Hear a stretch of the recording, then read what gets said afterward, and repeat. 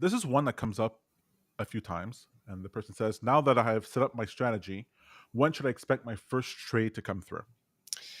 Yeah, so we got a lot of these from a promotion that we were doing with Chart Prime. And a lot of the customers that came through were running a strategy from an influencer named Johnny Bravo that is part of this Bravo strategy kit, or the Bravo Strategies Plus indicator and strategy on TradingView.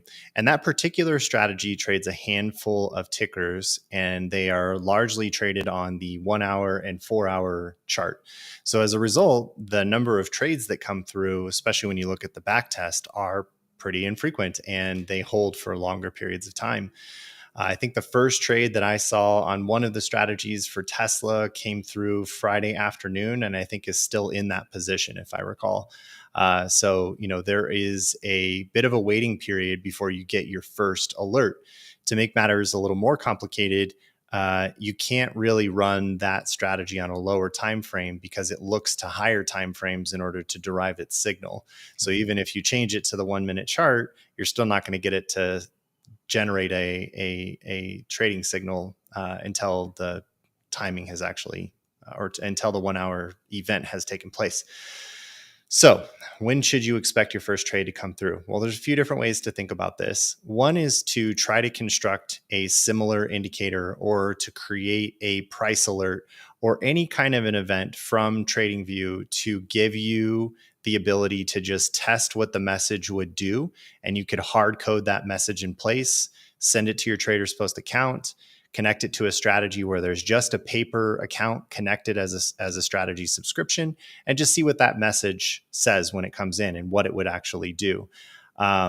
When should you expect your first trade in general, though? Well, when your trading strategy or indicator fires a signal. It obviously is not something we do on our side. So we're here just to catch the signals. We'll grab them and we'll trade them with your broker, which makes us very event driven, meaning that you have to drive, or your trading strategy has to drive when those signals are going to come through. So it's largely up to the strategy or indicator that you have added to your charts. And that can vary from strategy to strategy and indicator to indicator. But there are definitely many ways to test from TradingView by sort of manual efforts, or going to a lower time frame, or just setting up a line on the chart. And if it crosses the line, then send an alert that way. So as we've shown on our show pretty frequently, there's about 100,000 different ways to test it. But to verify when you're going to get your first trade on a strategy like the one we just set up with Chart Prime, it takes some time. I wonder if we should do something like use Hopscotch or Postman or something like that, just to show that someone could just go to some free tool to send a signal through a webhook to us. But I was like, okay, that's our world. But someone who's not a coder, they look at this and they go, okay, this is all all gibberish to me. But Well, I think that was the purpose of the send request feature. If you go to the webhooks tab, you can hit send request. And in an upcoming feature, we have a new feature where you can click submit trade, and it will basically help you construct that JSON message and actually test it. That feature does exist, and you can test the messages and how they would behave. I think the bigger problem is, until the trading signal actually comes from TradingView, a lot of people are just left wondering, is this actually working? And that is the tricky part here, is trying to simulate what the strategy would do when the first trade comes through.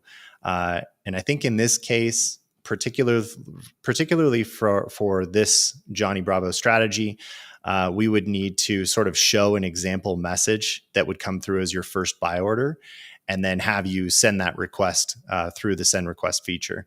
Maybe we could add that to our documentation on the Chart Prime. We've had a few people ask for a follow-up video on that too, so we could probably show how to do that. the thing with the send test is that it'll always send a correct JSON message.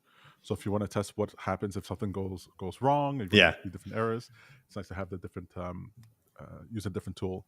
I thought it was the reason I thought the question was pretty interesting is that I think back to the idea of when phone lines were first set up, And the idea is that you get your phone installed in your home, and everyone's excited, and you sit down there, and everyone's like, okay, so what happens now? Well, when someone calls you, the phone will ring. It's like, okay, so when does that happen? Well, when someone else, when someone somebody calls you. calls. Yeah.